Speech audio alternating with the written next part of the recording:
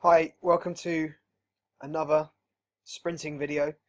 I want to talk today about something that's growing on me, and it's going to be out of fashion, sound out of fashion anyway, and that's the role of steady state low intensity aerobic training for developing speed. The conventional wisdom will tell you that it doesn't access the fast twitch muscle fibers. In fact, it turns the fast twitch muscle fibers into slow twitch muscle fibers, and so it's to be avoided at all costs.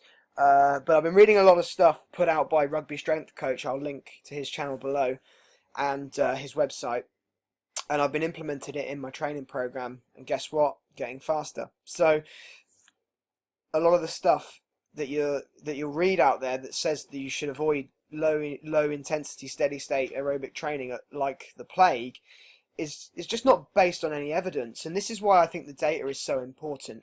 Basing most of the things that I'm doing now on the weight of the evidence available, and I log every single time in every single measuring session, so I have over a year's worth of data.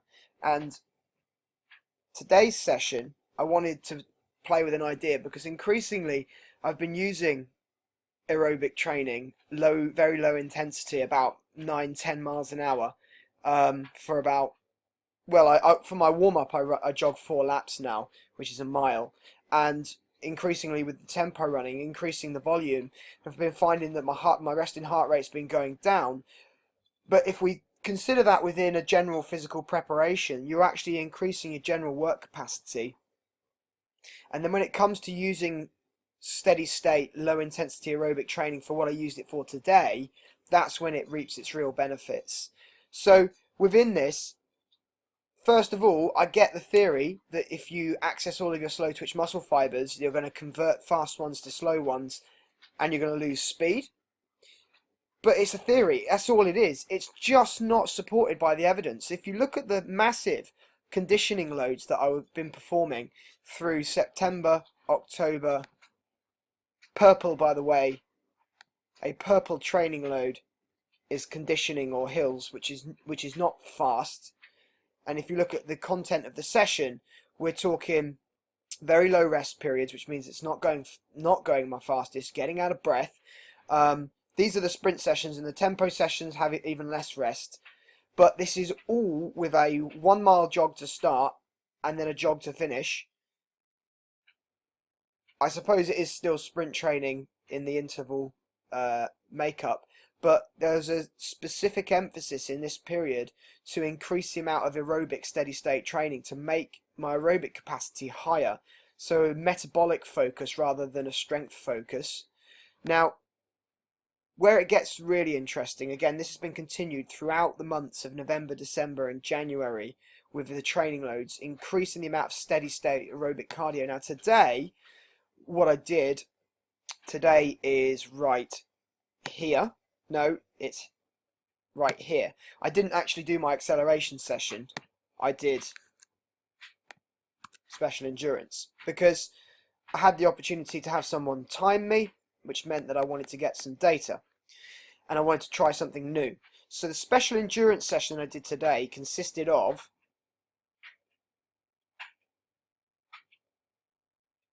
430 meters from blocks, following a 1 mile jog to warm up, and then technical run outs, acceleration runs over 50 meters, 6 of those, and then some drills, and then I was in. So 430s, roughly 5 minutes rest between each one of those, and then 8 minutes rest after the 4.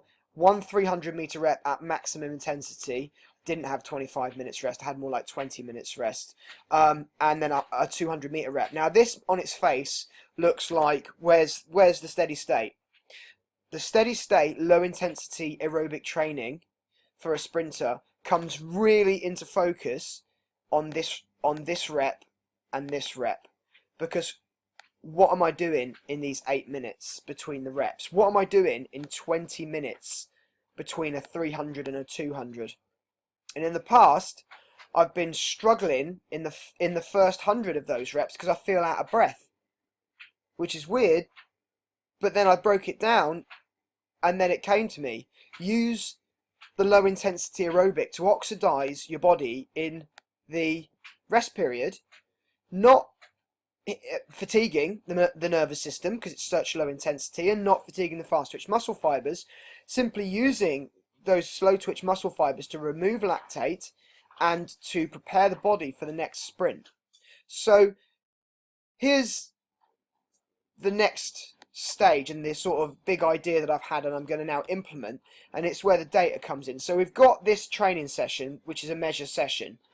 What I am now going to do, if we look at these training performances, I want to focus on the performances on 200 meter reps and 300 meter reps. Today, I jogged at slow aerobic capacity for the rest periods of 8 and 20 minutes between the reps. Okay, in this session I didn't, but in this session I was better rested. So there's loads of variables that we need to consider here. But as I gain more data, more times that I can use here, this will become more authoritative. Now, this repetition is significantly better than this repetition, and I put that down to the 8-minute jog that I did before I ran it, because the difference maker, the real difference in feeling on this rep, was the final 100 meters of the 300. I do the 300 first and I do the 200 second. The strength I had in the final 100 on this repetition, I think counts for the 0.2 increase in performance. And you can see I haven't run a time as fast as that since the 6th of December. So that's a really interesting sort of development, and it'd be really interesting to see on Sunday when I do this session again, when I've had a full day's rest with no sprint loads or no activity, no exercise whatsoever as a rest period. The subsequent 200 meter rep after a faster 300 was also under 24, and if I ever get under 24, I know I've run well. Now again, it's not quite as good as the rep I did last week, but it's so close. I mean, it's 0.1 this time. Obviously, there's a human error that, there's margin of human error on the hand time. But it's going to be really interesting to see how these two times in relation to each other develop over the next 3-4 sessions, with me using the aerobic low intensity running in between repetitions as a rest period. Now, if I hadn't put the aerobic training in to increase the work capacity, then doing that between the reps might have tired me out. But having increased capacity, it serves as a superior form of rest.